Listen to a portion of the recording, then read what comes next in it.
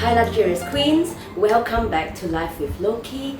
I know my voice is a little bit odd, but I have actually caught COVID and I am currently in quarantine. So I decided to use the time today and just to share a little story time of a bag I turned down at Hermes Paris, which I still wonder if I made the right decision or a major regret.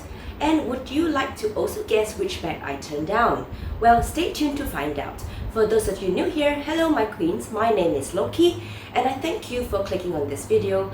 I love chit-chatting about all things luxury, from vintage finds to pre-loved goodies and of course my brand new scores. I also enjoy sharing with you my luxury journey and how I built my small bag collection and jewelry collection. So if you're into content like this, then please subscribe and lend some love, as it will help my channel grow and reach out to more like-minded queens out there. And without further ado, let's jump right into the story time. So if you recall and skip back a few videos, I was approaching the end of my Paris trip and my last Hermes boutique I visited in Paris was the one in Shaduga Airport Terminal 2E. This boutique is a franchise boutique and is so much smaller in size compared to the 3 that I have visited on my recent Paris trip. I talked about this airport outlet quite a fair bit in my last video as well, and if you remember, I told you about a lady just before me scoring a Picotin 18 in noir in palladium hardware, and of course I too didn't want to miss this chance as well. For this boutique, you don't have to make any leather appointments to score a bag. So after securing the cuff bracelet, I went to further ask for a leather bag like a Kelly or Birkin or a Picotin. And we all know the obvious answer to the Kelly or Birkin is a no. And when I asked specifically about the Picotin 18, the SA looked up his iPad and said, yes, I am in luck. And he has one at the back. So of course I asked to see it, hoping to get lucky a second time. Well, he skipped to the back and shortly after came back with an orange box. Of course, from title, you would have guessed that I turned it down, but let's listen on. So we were at the front of the store where the scarves were, which is literally not discreet at all, but I guess it was the only other stable place for a large orange box. And then he slowly pulled out a Picotin 18 in Mykonos color in palladium hardware. Somehow, I have always loved a Mykonos, and I love that color to death, especially in the ostrich leather, which I will pop a picture of it right here for your reference. However, this blue appeared much darker on the Clermont's leather in this Picotin 18, and somehow the color just didn't work for me. Well, the Hermes Mykonos color was named after the Greek island, and the blue is reminiscent of the color of the sea. It is after all a very sought after color, just like blue jean, but probably with about 2 to 3 more drops of blue to it, but certainly not as bright as my blue paradise, which I have here. I mean, I did ponder about it for a while, as this was my easy chance of scoring another classic bag from Hermes without a leather appointment. But a part of me said no, as I already have too many blue Hermes bags to start with. Although I have always hoped for a Picotin 18 for a long time and have left my name on the wish list with so many SAs in Singapore, but I guess the color really doesn't matter to me somehow. Till today, I am still thinking if I made the right decision rejecting it, but I probably would have said yes if it came with gold hardware though, as I am always a crazy gold hardware person. I feel that the gold would bring out the orangey yellow undertones of the bag a bit better, while the palladium hardware looks to be more casual and edgy, which wasn't the look I was going for. I honestly felt so bad rejecting the SA, but I wasn't going to settle for a color I didn't fancy or use in the long run. And if I got it, I doubt I will ever use it at all, as I cannot think of how to dress it with. Well, I am now thousands of miles away from this beautiful Picotin 18, which I feel isn't for me at this stage, but can probably work well with someone else. What do you think? And would you have made a similar decision like myself of walking away? Well, let me know in the comment section below. I know a part of me still kind of regret rejecting it, as I still think about it time and again. And perhaps my dream color Picotin 18 will turn up soon, so I don't have to keep thinking about this bag in the Mykonos color.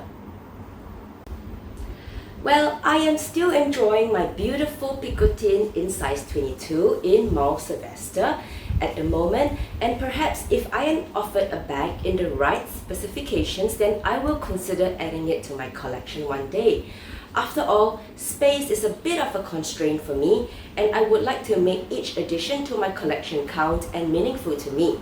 Plus, Hermes will keep making picotins over and over again, so it won't run out anytime soon. Now, moving ahead, I would like to ask you queens a simple yet honest question. Would you have you settled for a bag? Or would you keep up the wait and hunt for the right one to come by? And also, what are your thoughts on feeding the reseller market? Well, I know the Hermes picotin in particular is a hot item, and many ladies have just grabbed it and flipped it on the pre-love market. But unfortunately for me, I don't dabble in side hustles like this, and it really isn't fair for ladies who are genuinely interested in scoring their first bag from the boutique. I feel that it deprives someone of a chance of that first-hand boutique experience, and yet also feeds resellers and the pre-love market. It is a known fact that resellers significantly mark up the prices of luxury bags, especially for Hermes and Chanel's, and more so for items which are brand new and colors which are in demand. I have to say that I do buy from resellers as well. In fact, a few of my vintage Kellys and Birkins are from them in the exact specifications I wanted, and I have paid a hefty price tag for them, knowing that these resellers have made a profit just from the transaction alone. On the other hand, I don't sell to resellers. Well, I have tried a couple of non-Hermes bags to get quotes from them, but I backed out eventually as the prices offered by these resellers are embarrassingly low that I have just preferred keeping the bags. However, if you do notice, some resellers do sell Hermes bags which are completely brand new in bag, even with the plastic wrapping over the box. Not sure how they get their hands on these bags. Either they have personally bought them themselves, or have a special agreement with an Hermes SA, or have met an Hermes VIP who gets any bags they request for. But either way, everyone is profiting along this line, except for the buyer who buys from the reseller shops. But of course, everyone has their sweet spot in this luxury reseller industry. There will always be a buyer and a seller for every luxury item, as long as the price is right. Like the saying goes, one man's trash is another man's treasure.